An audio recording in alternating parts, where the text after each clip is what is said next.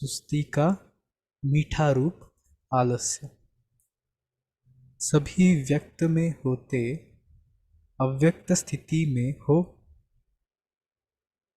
बाबा पूछ रहे हैं, व्यक्त में होते अव्यक्त स्थिति है। अव्यक्त स्थिति किसको कहते हैं? उसकी पहचान है, पहले है अव्यक्त स्थिति की पहचान और पहचान के बाद फिर है परख। तो इन दोनों बातों का ज्ञान है ना। अव्यक्त स्थिति की पहचान क्या है, उसकी परख। तो इन दोनों बातों का ज्ञान हमें है क्या? अव्यक्त स्थिति किसको कहते हैं?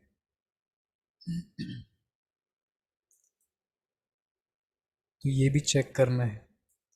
तो किसी ने आंसर किया, व्यक्त का भान न रहे। व्यक्त में कार्य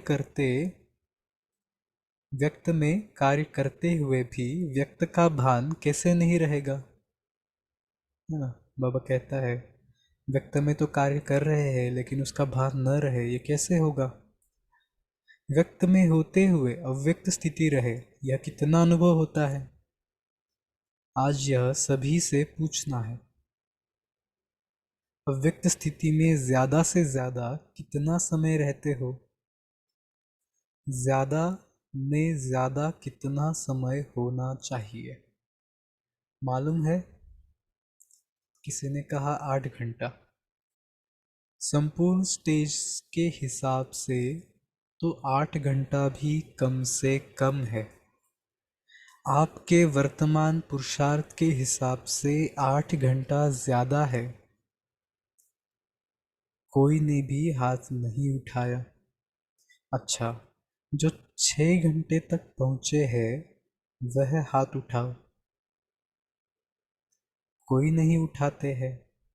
तो बाबा अपनी ये बाबा जब बोल रहा है तब हम अपने आप की चेकिंग करें कि हम कितना घंटा अव्यक्त स्थिति में रहते हैं।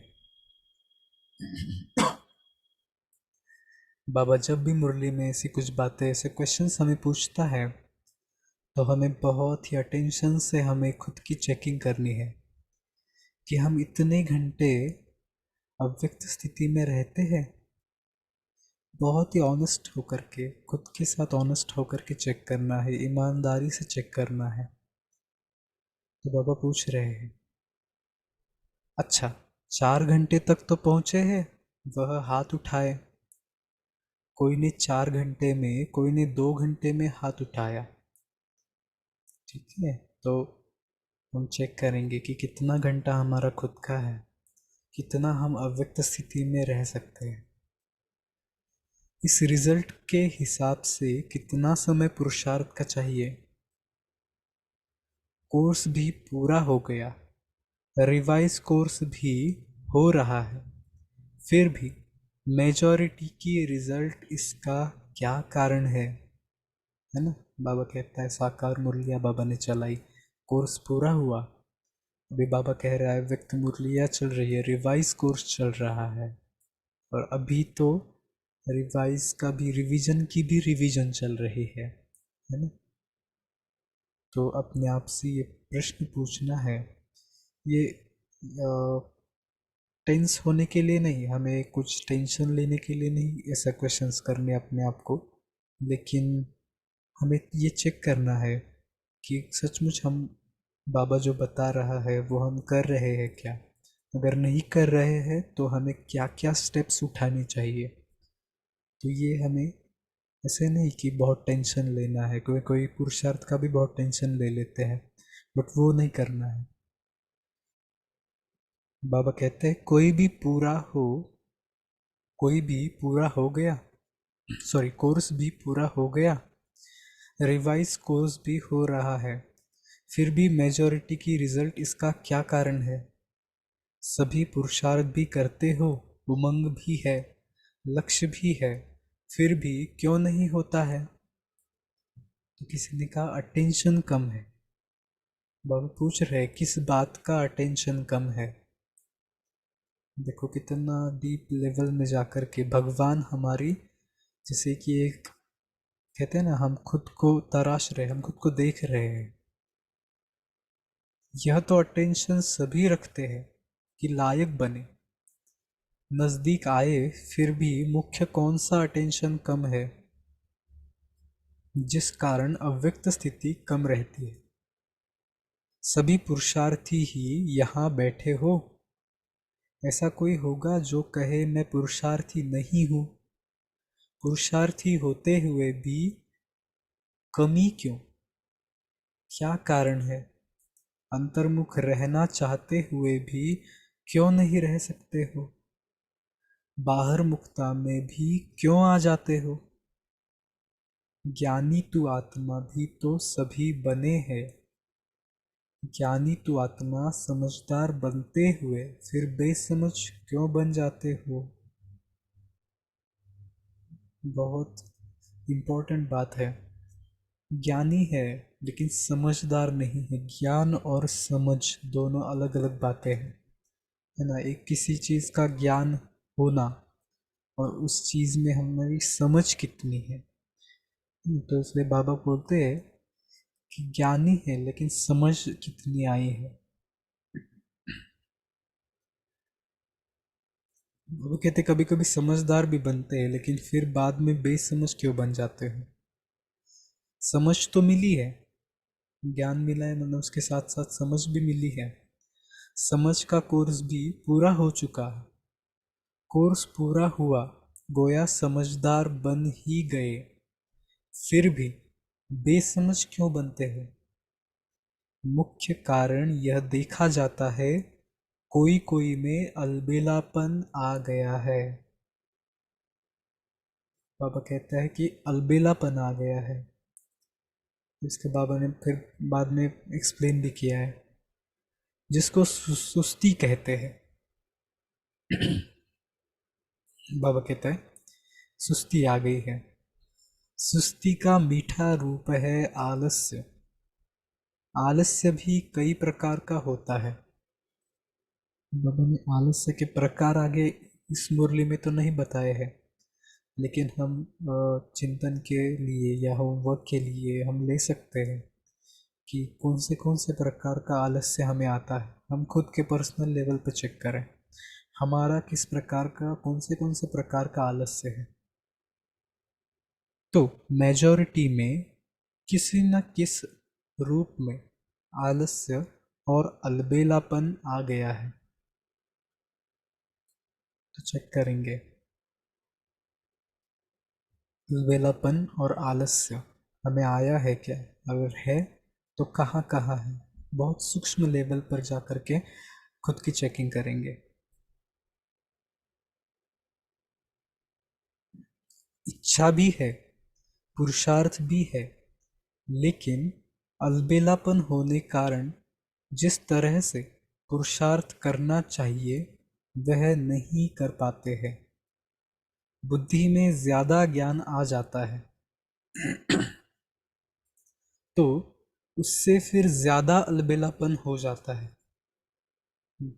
कभी कभी हो जाता है ना, ज्ञान में बहुत साल से चल रहे हैं तो ऐसा लगता है कि हमने सब कुछ समझ लिया है, अभी सब कुछ जान लिया है। तो उसके कारण क्या हो जाता है, हम खुद को ही कहने लगते हैं कि अरे ये तो हमने सब अभी जान लिया, अभी क्या मुरली सुनना है। एक बार मुरली सुनेंगे भी, लेकिन कभी कभी मन कहता है कि अरे ये मुरली तो हम सुन रहे हैं, लेकिन इसमें अभी क्या और चिंतन करना है ना। तो ऐसे स्वीट तरीके से बाबा कहते हैं सुस्ती आ जाती है, मन सुस्त हो जाता है। तो ये हमें चेक करना है।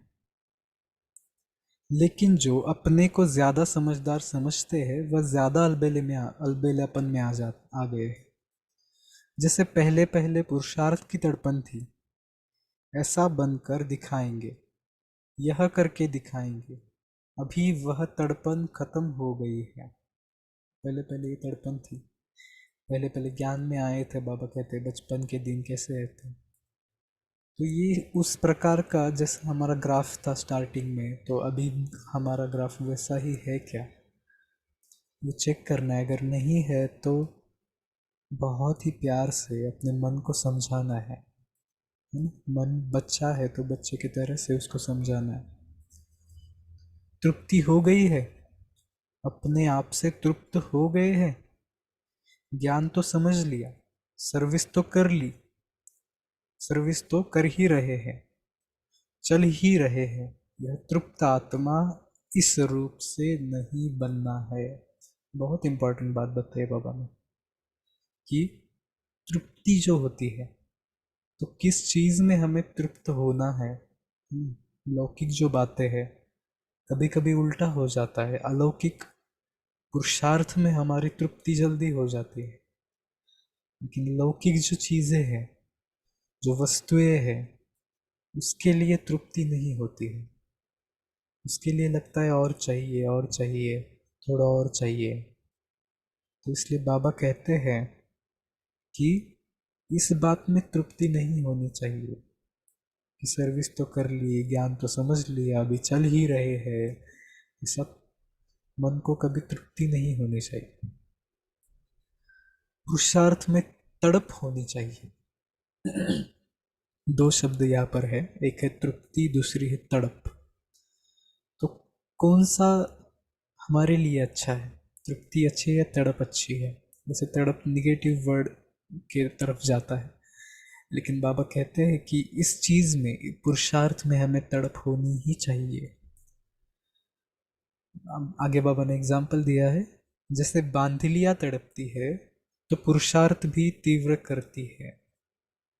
बांधिलिया जैसे तड़पती है तो पुरुषार्थ भी क्या हो जाता है उनका, तीव्र होता है। बांधिली माताओं को कभी देखना, अगर किसी ने नहीं देखा हो तो किसी के एग्जाम्पल में भी तो हम बहुत सुन सकते हैं। आजकल बहुत क्लासेस में या समझो कोई एक्सपीरियंस में हम बहुत सुनते हैं। तो बांधली माताएं जो रहती है तो उनको कितना बंधन होता है, फिर भी उसी लेवल का उनका पुरुषार्थ भी होता है। तो इस प्रकार की तड़पन पुरुषार्थ के लिए हमारी है क्या? अगर नहीं है तो हमें क्या करना चाहिए, इस पर चिंतन करेंगे। ऐसी रिजल्ट मेजॉरिटी पुरुषार्थियों की देखने में आती है। हमेशा समझो कि हम नंबर वन पुरुषार्थी बन रहे हैं। हमेशा समझो हम क्या बन रहे हैं, नंबर वन पुरुषार्थी बन रहे हैं। बहुत अंडरलाइन करने की बात है। बाबा कहता है आपको जो बनना है वो देखो, ये हर एक चीज में लागू होता है, हर एक पुरुषार्थ के पॉइंट में, ज्ञान के हर एक पॉइंट में ये चीज लागू होती है कि हमें जो बनना है वो हम पहले से ही देखना शुरू करें कि हम वो बन गए हैं। तो पुरुषार्थ, हम कंप्लेन करते हैं, कभी कभी किसी को पूछते हैं कि बहन जी पुरुषार्थ ही नहीं हो पाता है, भाई जी पुरुषार्थ ही नहीं हो पाता है। बाबा सॉल्यूशन बता रहा है, किसी को बताओ नहीं, बाबा को भी, बाबा को ज़रूर कुछ अगर है तो बताओ बाबा को, लेकिन बाबा कहता है कि अपने आप को देखो, आप वो आप वैसे बन गए हो, ये विजुअलाइज करो, बुद्धि बुद्धि से विजुअलाइज करो, है ना? तो इसलिए बाबा कहता है हमेशा समझो कि हम नंबर वन पुरुषार्थी बन रहे हैं, या हम इससे भी एक स्टेप आगे जाएंगे, हम नंबर वन पुरुषार्थी बन गए हैं। तो इस प्रकार से हम देखेंगे, बन बन बन नहीं गए हैं, तीनों कालों का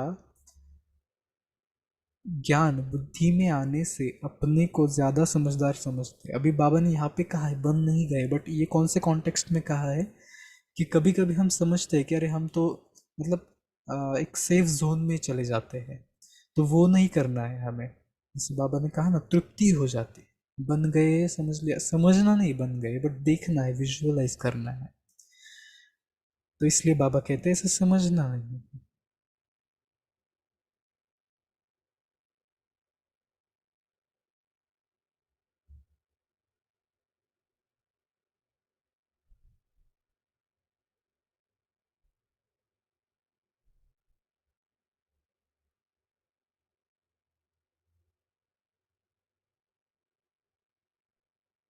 बाबा कहते हैं कि ऐसा समझना नहीं है कि बन गए हैं।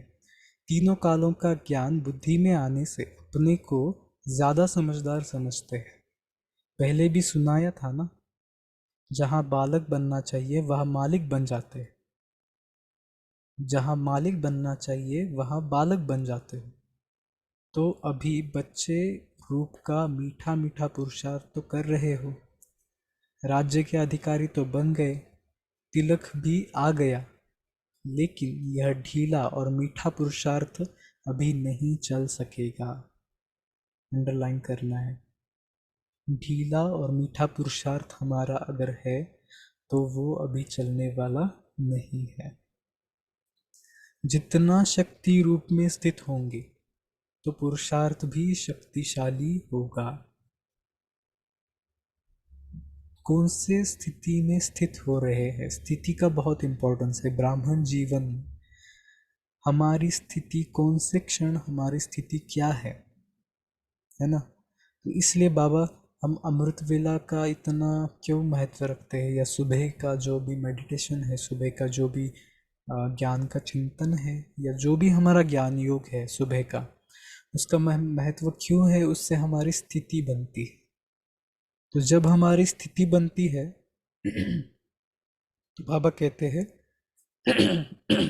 सॉरी, बाबा कहते हैं जब हमारी स्थिति बनती है तो हमारा क्या हो जाता है, पुरुषार्थ भी उसी स्थिति के अनुसार शक्तिशाली होता है। अभी पुरुषार्थ शक्तिशाली नहीं है, ढीला ढीला है। पुरुषार्थी तो सभी है, लेकिन पुरुषार्थ शक्तिशाली जो होना चाहिए वह शक्ति पुरुषार्थ में नहीं भरी है ना। ये चेक करना है। सवेरे उठते ही पुरुषार्थ में शक्ति भरने की कोई ना कोई पॉइंट सामने रखो। सवेरे का समय ब्लॉटिंग पेपर, जब ब्लॉटिंग पेपर पानी को सोख लेता है तो वैसे हमारा जो ब्रेन है या जो हमारी मन बुद्धि है वो भी ब्लॉटिंग पेपर के समान। तो सवेरे उठते ही हमारे सामने ऐसी ज्ञान की कोई ना कोई पॉइंट होनी चाहिए जो हमको क्या करे, आत्मा को भर दे। अमृत वेले जैसे रूह रूहान करते हो, वैसे ही अपने पुरुषार्थ को शक्तिशाली बनाने के लिए भी कोई न कोई पॉइंट विशेष रूप से बुद्धि में याद रखो। अभी विशेष पुरुषार्थ करने की आवश्यकता है। साधारण पुरुषार्थ करने के दिन अभी बीत रहे, ठीक है। बाबा ने उस टाइम पे कहा है कि बीत रहे हैं, बट एक्चुअली अभी के सिचुएशन में बाबा कहता है साधारण पुरुषार्थ के दिन बीत चुके हैं। अभी कोई ना कोई विशेष या एक्स्ट्रा पुरुषार्थ हमें करना है, सो दैट हम भी क्या हो, उस लेवल पे आए, बाबा के नज़दीक आए।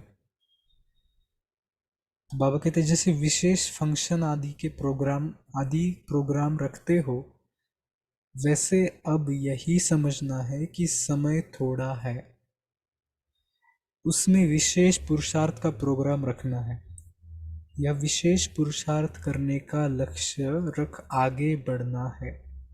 विशेष पुरुषार्थ का लक्ष्य कोई ना कोई हमारे आगे हो। अगर ऐसी ढीली रिजल्ट में रहेंगे तो जो आने वाली परीक्षाएं है उनकी रिजल्ट क्या रहेगी। परीक्षाएं कड़ी आने वाली है, उसका सामना करने के लिए पुरुषार्थ भी कड़ा चाहिए। जिस लेवल की, जिस टाइप की परीक्षाएं आने वाली है उस टाइप का हमारा पुरुषार्थ भी होना चाहिए। कभी कभी परीक्षाएं बहुत आती है और हम कभी कभी हार जाते हैं, माया की परीक्षाएं कहो या कोई परिस्थितियां कहो, तो उस टाइम पे हम बाबा को कभी कभी ब्लेम करते हैं। लेकिन कभी भी ऐसी चीज़ या ऐसा कुछ भी नहीं करना है, क्योंकि हमें बहुत पक्का करना है। बाबा ने हमें हर एक परीक्षा का जवाब पहले से ही दे करके रखा हुआ है। अगर पुरुषार्थ साधारण, परीक्षा कड़ी, तो रिजल्ट क्या होगी। सिंपल बात है, पुरुषार्थ अगर साधारण है, परीक्षा अगर कड़ी है, तो रिजल्ट क्या होगा। अच्छा, आज तो गोपों से मुलाकात करते हैं। आज बाबा खास गोपों से मुलाकात कर रहे हैं। अपने पुरुषार्थ में संतुष्ट हो, चल तो रहे हो, लेकिन कितनी परसेंटेज में? जो समझते हैं हम श्रीमत पर चल रहे हैं वह हाथ उठाओ। 75% श्रीमत पर चल रहे हैं वह हाथ उठाओ। कईयों ने हाथ उठाया। अच्छा, मुख्य श्रीमत क्या है? मुख्य श्रीमत यही है कि ज्यादा से ज्यादा समय याद की यात्रा में रहना। बाबा याद की यात्रा बहुत बोल रहा है यहाँ पर। कभी कभी हम समझ लेते हैं कि जस्ट आत्मा समझ करके परमात्मा को याद करना है, जस्ट मैं आत्मा हूँ, पर वो पॉइंट ऑफ लाइट है। तो इस प्रकार से एक ही तरीके से कभी कभी हम याद करते रहते हैं बाबा को। बाबा कहता है यात्रा हो तो उसमें आपको भी इंटरेस्ट आएगा और आपकी मन बुद्धि वहाँ पे एंगेज रहेगी। इसलिए बाबा कहता है कि मुख्य श्रीमत क्या है? याद की यात्रा में रहना। क्योंकि इस याद की यात्रा से ही पवित्रता, दैवी गुण और सर्विस की सफलता भी होगी। पवित्रता कौन सी फायदे हैं? पहला है पवित्रता, दूसरा है दैवी गुण, और उसके बाद बाबा कहता है कि सर्विस की सफलता भी होगी। जो 75% श्रीमत पर चलते हैं उन्हों का याद का चार्ट कितना है? याद का चार्ट भी 75% होना चाहिए। इसको कहेंगे पूरी पूरी श्रीमत पर चलने वाले। आज खास गोपों को आगे किया है, गोपियों को पीछे मंगाया है। क्योंकि क्यों किया है ऐसा?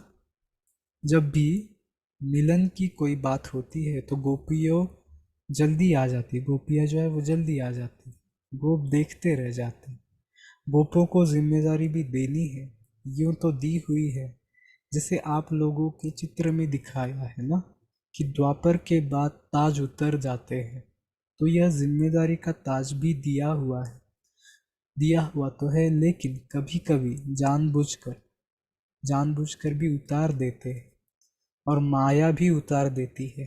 सतयुग में तो ताज इतना हल्का होता है जो मालूम भी नहीं पड़ता है कि कुछ बोझ सिर पर है।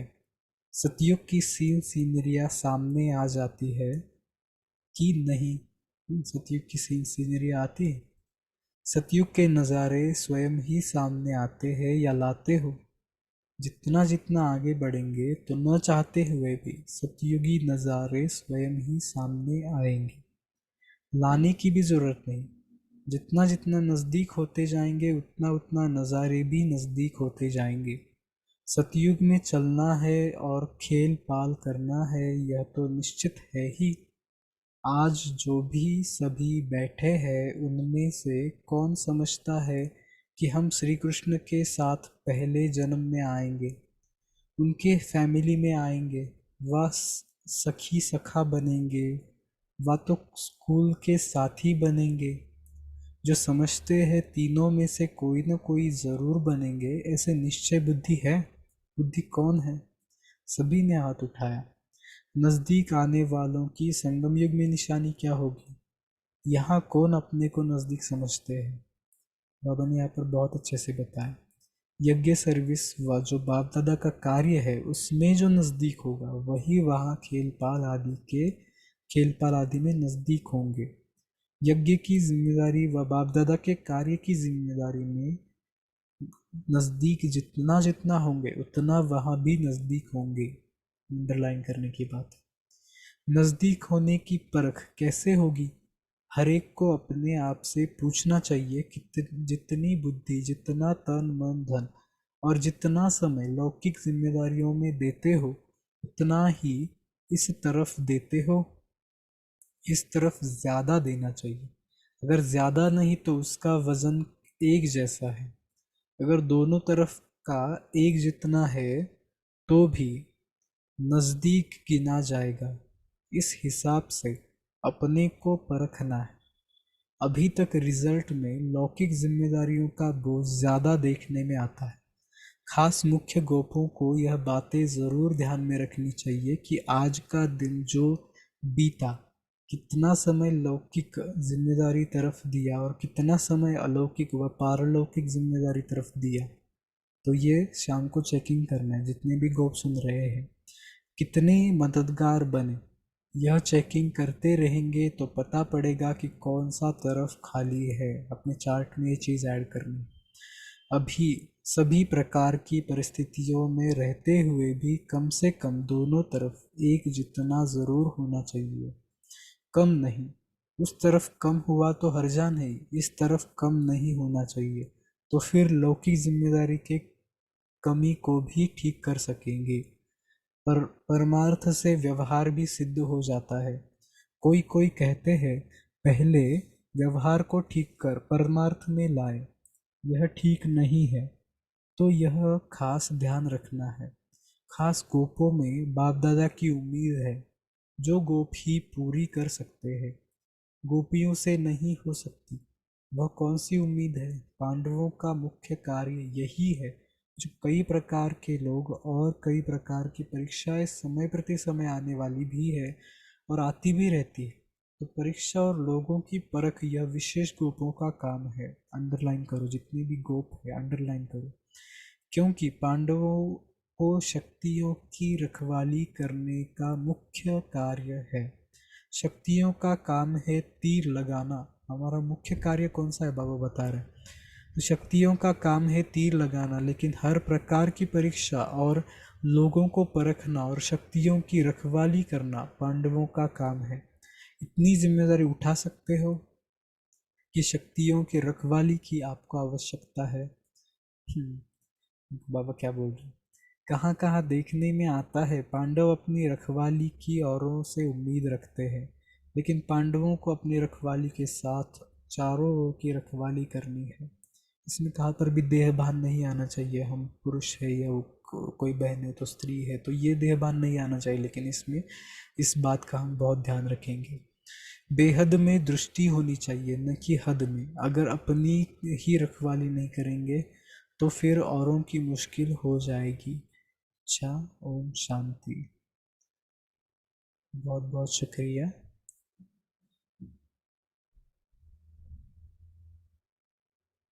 जी ओम शांति। Thank you very much. अभी हम 1 मिनट साइलेंस रखेंगे।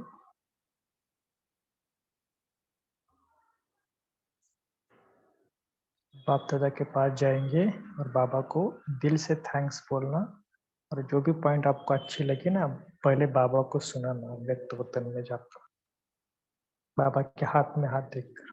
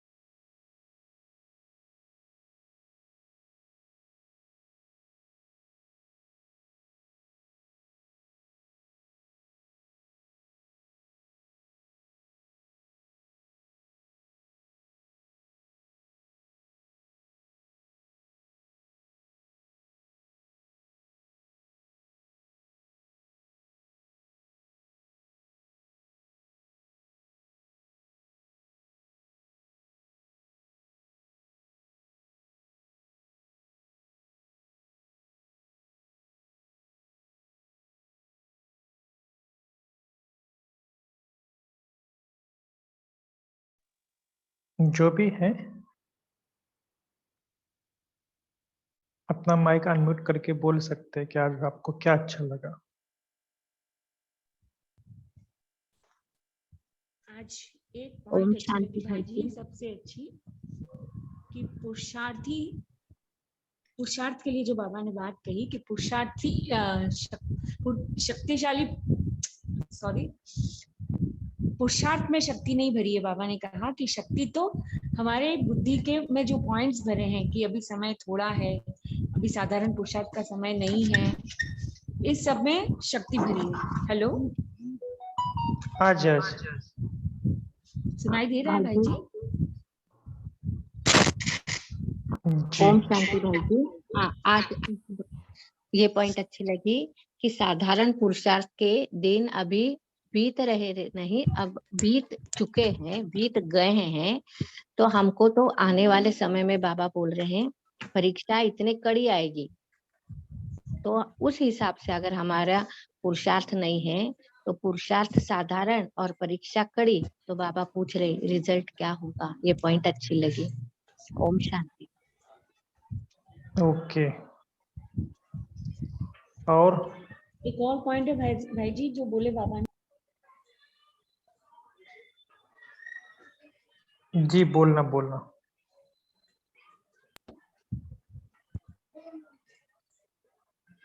जी, आज बाबा ने कितनी अच्छी अच्छी मुरली चलाई।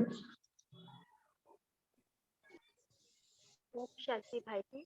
बाबा ने जो एक बात बोली कि अमृत वेले में पुरुषार्थ को शक्तिशाली बनाना है, इससे पहले आपने अपनी स्थिति को शक्तिशाली बनाना है। जब स्थिति शक्तिशाली हो जाएगी तो पुरुषार्थ अपने आप शक्तिशाली हो जाएगा।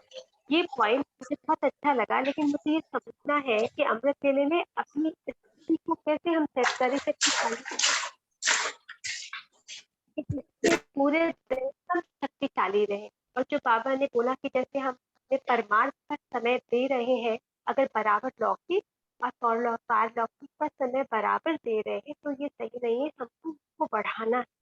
हमको जितना लौकिक में समय देना है उससे ज्यादा हमें अव्यक्त स्थिति में रहती है पारलौकिक में ज्यादा समय देना। ये भी मुझे पॉइंट बहुत अच्छा लगा।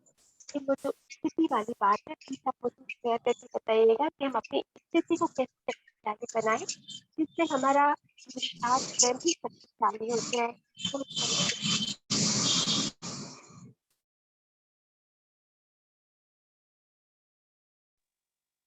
जी ओम शांति भाई जी। सॉरी, आज बाबा ने बोला ना कि जहाँ बालक बनना चाहिए वहां मालिक बन जाते हैं, और जहाँ मालिक बनना चाहिए वहां बालक बन जाते हैं। तो हमें इस चीज को, इसकी अंडरस्टैंडिंग हमें प्रॉपरली चाहिए कि कहाँ पर हमें बालक बनना है, कहाँ पर मालिक बनना है। तो बाबा ने बोला कि अभी बच्चे रूप का मीठा मीठा पुरुषार्थ तो कर रहे हैं, और ठीक है कि हम ऐसा पुरुषार्थ है, हम बाप के तो बच्चे हैं, लेकिन जब जिम्मेवारी हमारे ऊपर है तो उस चीज को हमने उसका कंपैरिजन देखना है कि क्या मैं अपनी उस स्टेज को प्रॉपरली फॉलो कर रहा हूँ जो बाबा मुझे बता रहे हैं। तो फिर बाबा ने बोला ना कि राज्य के अधिकारी तो बन गए, तिलक भी आ गया, लेकिन ये ढीला और मीठा पुरुषार्थ अभी नहीं चल सकेगा। और उसके लिए हमें जितना शक्ति रूप में स्थित होंगे और पुरुषार्थ भी हमारा तभी जो है वो शक्तिशाली होगा, और इसकी ही हमें सेल्फ चेकिंग करनी है। ओम शांति। ओम शांति। बाबा ने बोला अव्यक्त स्थिति बनानी है, तो अपनी चेकिंग करनी है कि अव्यक्त स्थिति कितनी बननी है और कितनी बनेगी। तो अपनी चेकिंग है कि अव्यक्त स्थिति हमारी कितनी देर रहती है, कितनी बनती है। यही पॉइंट सब रखने लगे।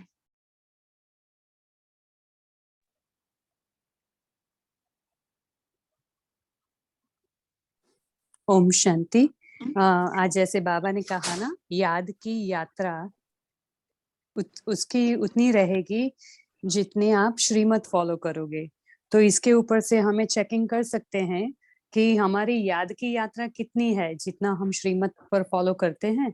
तो याद की यात्रा बाबा ने कहा निरंतर बनाओ, तो हमें निरंतर श्रीमत पर फॉलो करते रहना है। हमेशा अपने आत्मिक स्वरूप में निराकारी या अव्यक्त फरिश्ता स्वरूप में, आकारी स्वरूप में रहना है। तो ये हमारी बहुत ही सुंदर चेकिंग पॉइंट है कि जितना जितना हम श्रीमत और 5 स्वरूप का अभ्यास और स्वदर्शन चक्र घुमाते जाते हैं, उतना उतना हमारी स्थिति भी एक्यूरेट और याद की यात्रा भी निरंतर रहती है। ओम शांति। ओम शांति दीदी। बाबा ने आज कहा कि सुस्ती का मीठा रूप है आलस्य। बाबा कहते हैं मेजोरिटी में किसी ना किसी रूप में आलस्य आ जाता है। बाबा कहते हैं तड़फ तो होनी चाहिए। बाबा कहते हैं जैसे बंदेलियों में तड़फ होती है ना, तो बाबा कहते हैं तड़पना होनी चाहिए, तृप्त नहीं होना चाहिए। बाबा कहते हैं अगर तृप्त होंगे तो बाबा कहते हैं आलस्य आएगा, भी हमें तो सब कुछ आता है, पुरुषार्थ में ढीलापन हो जाता आ जाता है। बाबा कहते हैं फिर ज्ञानी बन जाते हैं, भी हमें तो सब कुछ, हम तो सब समझते हैं अभी कैसे करना चाहिए कैसे नहीं करना चाहिए। बाबा कहते हैं इससे तो बंदेलियां अच्छी हैं, उनके अंदर तड़प तो होती है ना बाबा से मिलने के लिए। बाबा कहते इसलिए तड़फ होनी चाहिए, ना कि तृप्त होना चाहिए। ओम शांति। ओम शांति भाई जी। मैं एक प्रश्न पूछना चाह रही हूँ कि ये जो अव्यक्त स्थिति के बारे में थोड़ा सा बताएंगे देखो। ओम शांति। ये मेरा भी यही क्वेश्चन है कि व्यक्त में होते हुए अव्यक्त स्थिति कैसे बनाए और अब उस और कैसे पहचाने कि हमारी अव्यक्त स्थिति है। ओम शांति। जी देखो, दो तीन बातें याद रखें। जैसे आज की मुरली में से बाबा ने देखो पूरा 69 की मुरली में ना आपको अव्यक्त स्थिति कैसी बनानी है, क्या बनाना है, उसका पूरा फॉर्मेट समझ में आ जाएगा।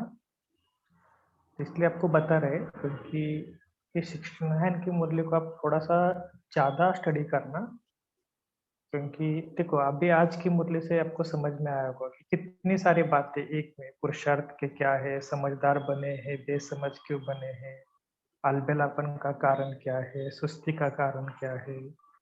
तो पुरुषार्थ में हमें तृप्ति नहीं आनी चाहिए, कभी होता है ना अभी हम फुल हो गए। तो कहने का भाव क्या है कि ये सारी बातें ना हमें थोड़ा ज्यादा ही ध्यान में रखने की बात है।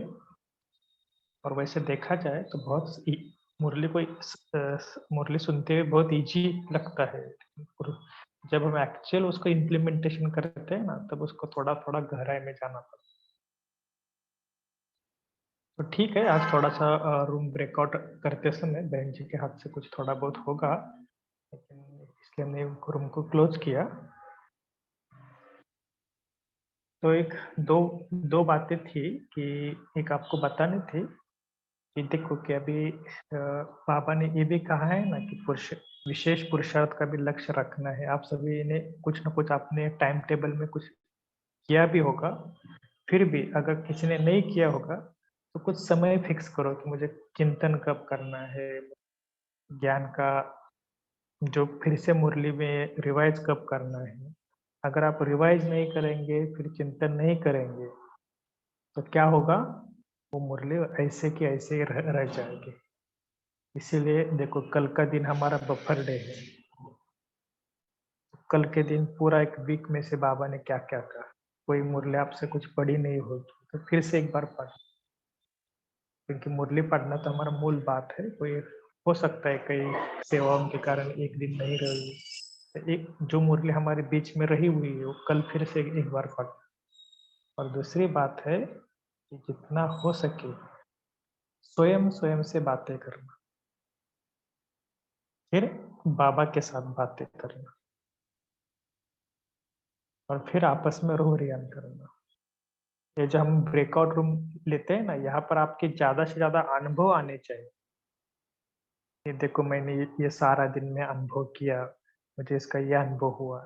जैसे अभी पूछा ना व्यक्त स्थिति क्या है, इसलिए जैसे कल की भी बाबा ने मुरली में कहा जितना निराकारी अवस्था में रहेंगे तो उतना निर्भयता आ जाएंगी।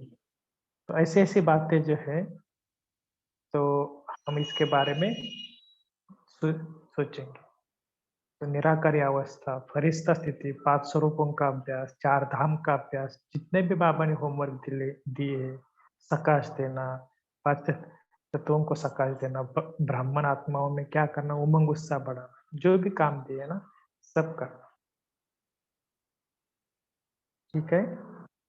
तो दूसरी बात, कल हमारे बीच एक कमलेश भाई जी आएंगे जो मधुबन से समर्पित रूप से सेवाएं करते हैं। तो उनसे भी अगर कुछ क्वेश्चन आंसर करना है तो हम उनसे पूछेंगे।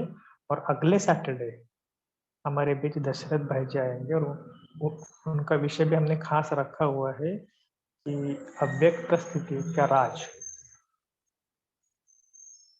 तो ये आपको तो पता ही है कि दशरथ भाई जी ब्रह्मा बाबा से जिन्होंने देखा है, जिनकी पालना ली है, वो हमें और गहराई में लेकर जाए। लेकिन मूल बात है कि देखो हम बार बार ये शब्द कर रहे हैं कि हमें खुद को भी थोड़ा थोड़ा पढ़ना है। ठीक है ना। चलेंगे अभी थोड़ा सा हम आज की होमवर्क की तरफ चलते हैं कि आज बाबा ने क्या क्या बताया। कि आज बाबा ने कहा ना कि अलबेलापन और आलस्य, जैसे वेदांत भाई जी ने कहा ना कि आलस्य भी कई प्रकार का होता है। कितने प्रकार के आलस्य मेरे अंदर है, दूसरों के अंदर नहीं, मेरे अंदर है। इसकी लिस्ट निकालना। अमृत वेले उठता हूँ, कहा सुस्ती में बैठता हो तो वो भी आलस्य है। जैसे बाबा ने कहा ना कि कोई ना कोई पॉइंट सामने रखो, कितना हम करते हैं, तो इसको क्या करना, लिखना, और उसको एक एक को बाबा की मुरली से कहो, ज्ञान से, योग से कहो, इसको मिटाते जाओ।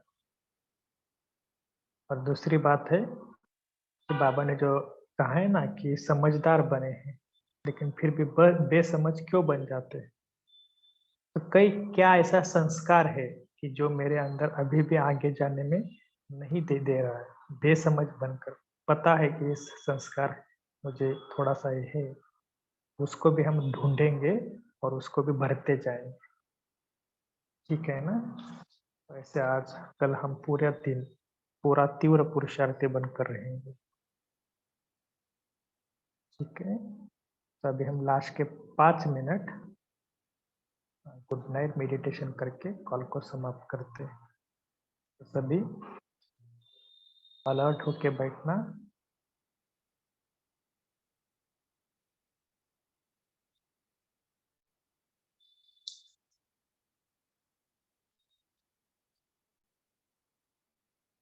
और अभ्यास करना कि मैं एक अलर्ट, एक्टिव, फ्रेश बुद्धि और मन बुद्धि से सदा अलर्ट, एक्टिव, फ्रेश आत्मा हूँ।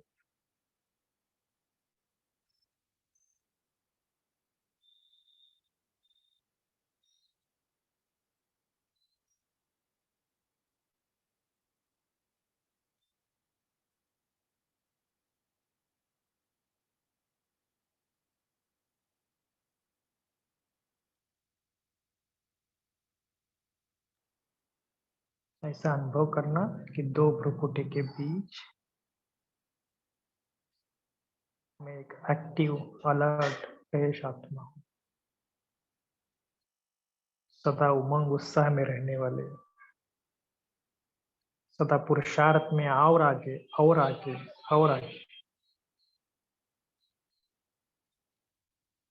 ऐसा बताने वाले स्वयं स्वयं को।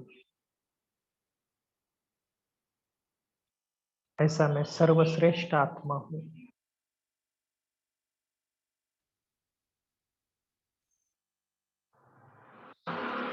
तो चलो बाबा के सामने, चलो फरिश्ता स्वरूप में,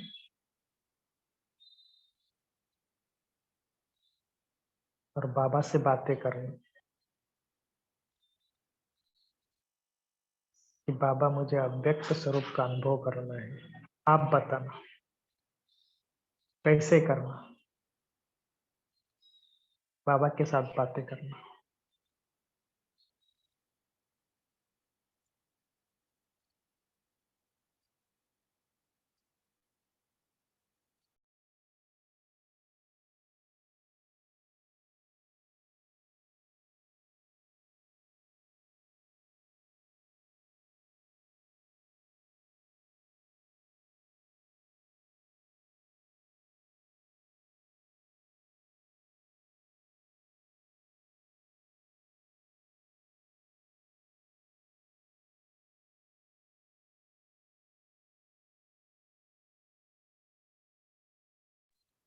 बाबा को बोलना कि बाबा मुझे तीव्र पुरुषार्थ करना है, आप बताना उसके लिए मैं क्या करूं।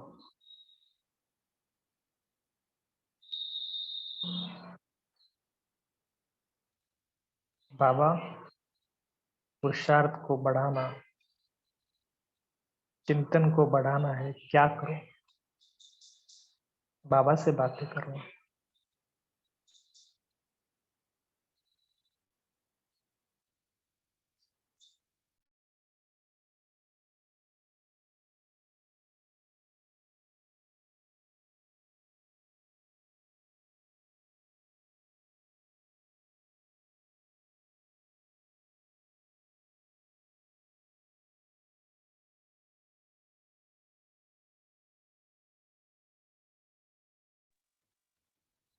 देखो बाबा से कितनी शक्तियां आ रही हैं, इतना प्यार आ रहा है उनके आंखों से, उनके शरीर से, कितना शक्तियां मेरे से मिल रही है। और बाबा मुझे कुछ टिप्स दे रहे हैं।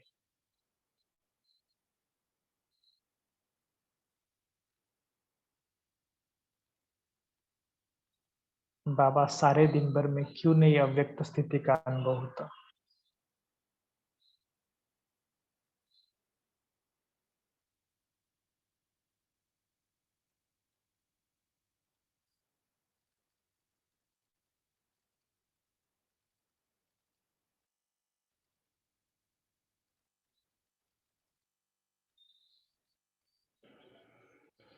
तो ऐसे ऐसी बातें बाबा से करना,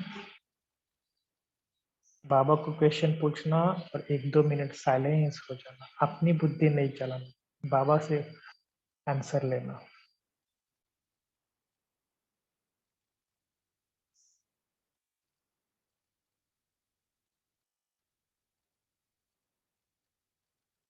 और जो आज की मुरली का पॉइंट आपको अच्छा लगा वो बाबा को सुनाना कि बाबा आज जो मुरली चली उसमें मुझे ये पॉइंट बहुत अच्छा लगा, दिल को लगा, और मैं इसके ऊपर बहुत अभ्यास करूंगा। जो भी पॉइंट अच्छा लगा उसको बाबा को बताना।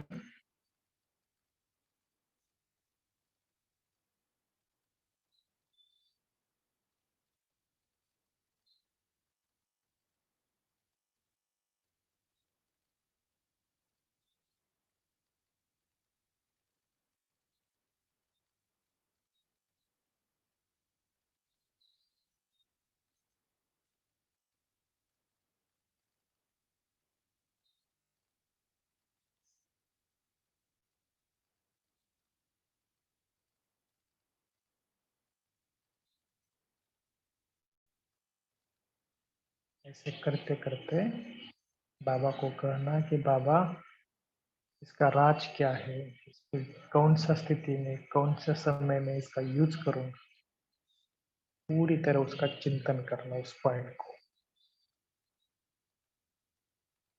अच्छा, बाबा को कहना ओम शांति।